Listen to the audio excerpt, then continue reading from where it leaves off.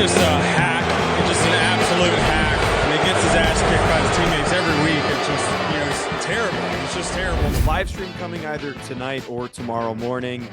But while I have the opportunity to, and I was freaking out over the Notre Dame loss to Marshall, I figured it'd be a great time to talk about the Texas-Alabama game that happened this morning. And I said this, that was the game of the year. That game was fantastic. We're already 2 weeks into the season. The drama is already filling up, and the good teams that are supposed to be dominant are not the level of dominant that we thought. So I said this going into the week. I also said this on the live show that I did with Blake Ruffino, that this was Alabama's opportunity to travel on the road to compete against Georgia and say, hey, you guys smoked Oregon. We're going to come and smoke Texas, but not so fast.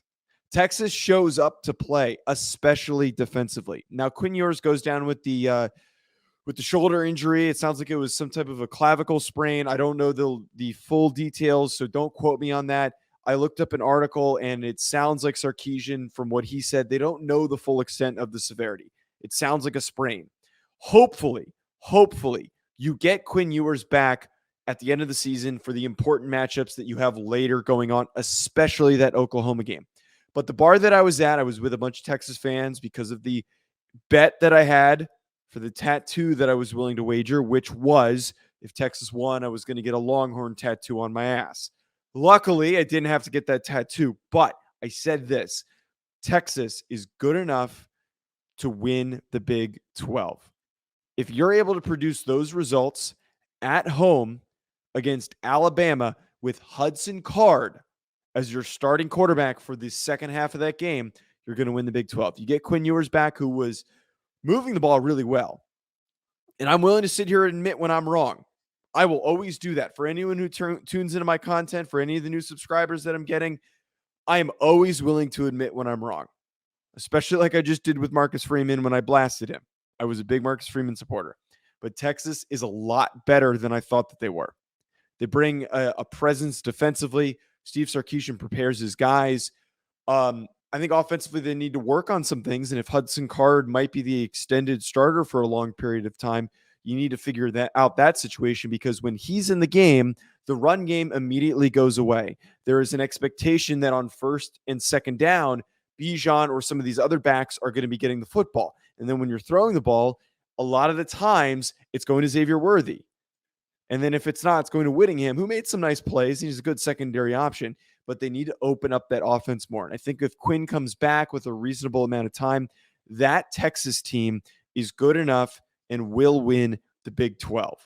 Barring no other major injuries happening, that Texas team is legit. And I'm also willing to put this out there. If they finish with that as their one loss on the end of the season, that very well could be the fourth team in the college football playoff.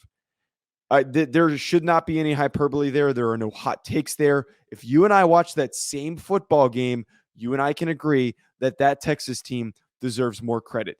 There was no flash in the pan in that.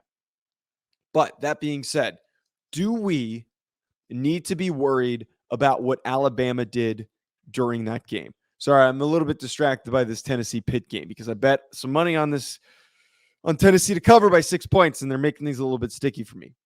The question we now ask ourselves, now that we've got a sense of what Texas is do we worry about Alabama? I don't think that this is a over a 6 on the worry scale, because I am, again, willing to give credit to Texas for how good they are and how well they played and how prepared they were for the moment.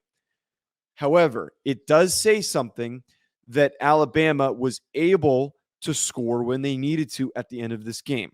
The one thing that legitimately does worry me is nothing defensive, nothing with the run game. Jahmyr Gibbs looked really nice until they kind of bottled him up on some drives.